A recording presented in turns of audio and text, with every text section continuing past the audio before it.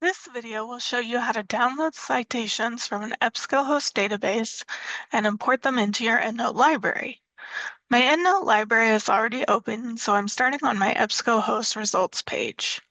The process for importing references from one EBSCOhost database is similar across all EBSCO holdings. If you only want to download a single result at a time, click on the 3 vertical dots next to the reference entry, then click on the Cite option. A new window will open and you can choose Export Citation. Then below, choose Export in RIS format. A small file will download with the appropriate citation data. Now we're back in EndNote. I'm going to click on the File menu and scroll down to Import and choose File from the submenu. And a new little window will open up that says Import File. I'm going to click on Choose. And the RIS file is in my downloads. So I'm going to click there and choose Open. And I'll make sure it shows up next to the heading Import File. And then I'll look at my Import option and see that it's Reference Manager RIS, and then choose Import. I know that it worked because I see it here in my center pane under Imported References. We can also import more than one reference at a time. So here I'm back at my search results, and right now I'm showing 10 results. I'm going to say that I want to see 50 results at a time. And so let's imagine that I wanted to download and import all 50 results into EndNote. I could click on this checkbox that's above all of the results, and this would automatically select the checkbox next to each one through the entire page. I could also go through and just click the checkbox next to the ones that I wanted to download and import into EndNote.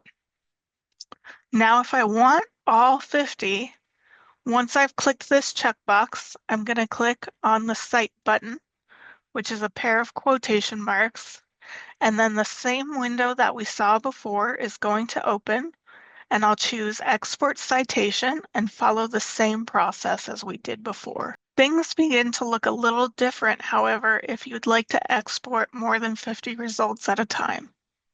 So you'll see here my total results are 23,983. What would I do if I wanted to export all of these and import them into EndNote? Well, the best way is to create a My EBSCO account by going up into the upper right corner and clicking on My EBSCO. It will prompt you for information and for an email address, and you should use your University of Utah email address. Once you create and confirm the account, you can sign in, and it will look like this. Then I have the option of going to this little downward arrow next to the checkbox, and I can choose Export Results up to 25,000 at the bottom of the drop-down menu. And I won't fill this out because I don't need it, but I can put in the email address where I want the downloaded metadata to go and choose RIS, and then go ahead and click on Send. After that, I will be emailed a link to download them. If you're working on a project over several days or with multiple searches, you may want to use the Projects option to store relevant references and import them all into EndNote at the same time. So let me show you what I mean.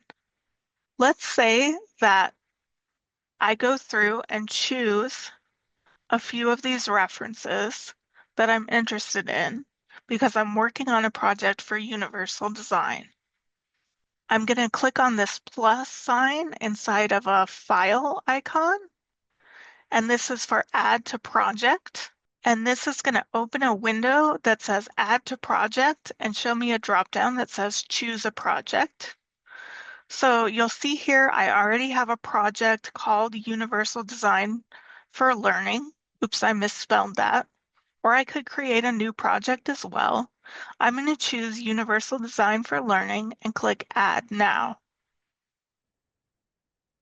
Then, once I'm done adding all of the references that I'm interested in, I can click on the Projects tab, and I'll go ahead and open my project, and then just as I did when I had references before, I can click on this checkbox and go ahead and click on the Cite button and follow the same process as before to export them all so that I can import them into EndNote. Thank you for watching.